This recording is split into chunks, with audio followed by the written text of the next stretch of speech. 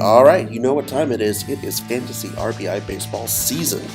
And welcome to the Fantasy RBI baseball podcast. We are going to be reviewing every game that went down this week. Very exciting, sometimes controversial, first week of the 2017 Fantasy RBI baseball season. So let's get to it. First game, the Easy Listeners versus the Canadian Shooties. And I take a look at this game and I really think about two-out hitting. Yeah, this was a blowout in the end. It was 24-11 for the Easy Listeners. But you look at the two-out hitting, and that really tells you, I think, a little bit about how this game went. Easy Listeners, 5 for 13 with two outs. Canadian Shooties, just 1 for 8. So that will kill a lot of rallies right there. I mean, no matter how you look at it, this was just kind of a bad day for the Shooties. Yeah, they did have 5 home runs, and Tom Brunansky coming through with 3 of them. But you take out those 5 home runs, it's just 10 hits the rest of the game. So home runs aren't going to do you a lot of good if you can't put guys in the right position to be able to score. Solo home runs ain't getting the job done, folks. Dwight Gooden got rocked, and that probably won't happen the rest of the season quite like this. Meanwhile, Roger Clemens, 11 earned runs in 7 innings, which in this league we know is pretty decent. Did give up 5 home runs, so probably want to cut down on that just a little bit.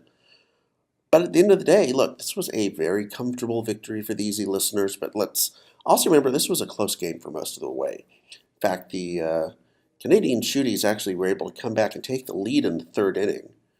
And it was just from there their offense completely shut down. From that end of the 3rd inning on through the bottom of the 7th, 0 runs. So that's just not going to get the job done. Meanwhile, for the Easy Listeners, this was a total team effort. Everyone got at least 3 hits. That was a field player, not counting the pitchers. And everyone scored at least 2 runs. So up and down across the board. I think that Tempo has to be pretty happy with the way his team performed. If Game 1 was a blowout, Game 2 was anything but. Came down to the wire, sort of. AOS winds up with, and I'm going to use that term, I'm here in the Fantasy RBI offices, so we're trying to keep this PG-13. AOS coming up with a 21-17 victory on the back of a big 7th inning. 8 runs in that inning was really what turned out to be the difference. And under normal circumstances, I think we'd be talking about Chet Lemon's performance. 2 home runs, 4 RBIs. That's certainly a solid bit of production for him. However, man of the game, and maybe of the week, has to be Willie McGee. Oh, Willis McGahee. Pinch hitting off the bench, 2 for 2 with 2 home runs. Now, you might expect a little bit of extra pop with the pinch hitter bonus coming in the first time, but that second home run, really what did in, I think, G. Davis and friends, kind of a body blow. And for their side, they took a gamble with Jose Canseco being at the top of the lineup. Did it pay off? Well, he went 3 for 6, a home run, 2 doubles. So he did his part to some extent, but just 1 RBI on that solo home run off of that. So I would have to say that so far that has been really nothing more than a failure. Last thoughts about this game, look at the bullpens. AOS with 1 earned run in the final two innings allowed. GDF, on the other hand, 7 earned runs in the final 2 innings. Bully's got to do better if GDF's going to have a chance this season. And next we move on to what is probably the biggest upset, maybe the biggest shock we've seen in Fantasy RBI baseball in some time. I don't think anyone thought the Rock City Diplomats were going to go into the Empire Stadium and get a win. I definitely don't think that they thought they were going to do this in a 4-inning, a 3-inning Mercy Rule game over the Empire. Just all over them from the beginning. 8 runs in the first inning. Jack Morris did not have it. But you know who did have it? Frank Viola. A 1-hitter through 3 innings. That is not the type of dominance that I think Darky is going to stand for. He is not the type of manager. You've already seen that he's made a couple of trades. Are these panic trades? He says these are trades that are going to fit better into his system. I'm skeptical about trades at this point. I think after the first game, he's made 1 trade. I know he's shopping some other trades. Be interesting to see what he does, but maybe he does need to shake something up because There's not much more for me to say about this. This was just a bad performance all around.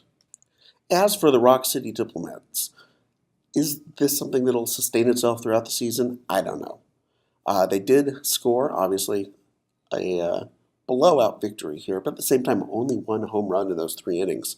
And you know who hit that home run? Not Reggie Jackson, not one of the other big boppers. Rob Wilfong. Obviously, Reggie and those guys are going to hit, but I still wonder if there's enough power on this team to really be a legitimate contender. And the last game of the week, certainly one of the most dramatic, even if it wasn't the game that featured, let's say, the highest amount of offensive fireworks. It was the Seymour Chili's pulling out a absolutely by the seat of their pants 10-9 victory over the Tulsa Pinkmen. Tulsa Pinkmen had a chance to win this game after making a furious rally. They're down 10-2 in the 7th inning at one point. Came all the way back to make it 10-9, 2 outs in the bottom of the 9th. George Bell up with 2 on, and he grounds out into a fielder's choice to end it. And the bottom line, I think, for both of these teams, even though Reds has to be happy with the victory, I think they both need more from their stars. You look at the Chili's, for example. Strawberry, Darrell Evans, Murphy, 2 for 5, each of them a combined 2 home runs. And George Bell for the Pinkmen, 3 for 6, just a single extra base hit, no home runs, only 1 RBI. That is just not going to cut it. That's not what you expect from your star slugger, and certainly not at the end of the game. One thing I will say, I was a little surprised that Fernando Valenzuela was pulled early. I thought he looked very sharp. 4 innings, just the 6 hits and 2 earned runs. Be interesting to see what happens next week when we flip the script and the number 2 pitchers become the number 1 pitchers. And before we get to this week's upcoming games, just a reminder, this podcast is brought to you by Casper. Casper mattresses. They're great to sleep on unless your cat pisses on it. Then it kind of sinks in because it's the memory foam. It just gets really gross and it's hard to clean out. So personally, take it from me. If you don't have a cat, get a Casper. If you have a cat, get rid of the cat. All right, taking a look at this week's games coming up. And an interesting coincidence, all 4 games featured teams that won last week taking on teams that lost last week. We start off with the easy listeners going up against G. Davis and friends. Canadian Shooties look to get back on track against the Rock City Diplomats. The AOS and the Tulsa Pinkmen take on each other.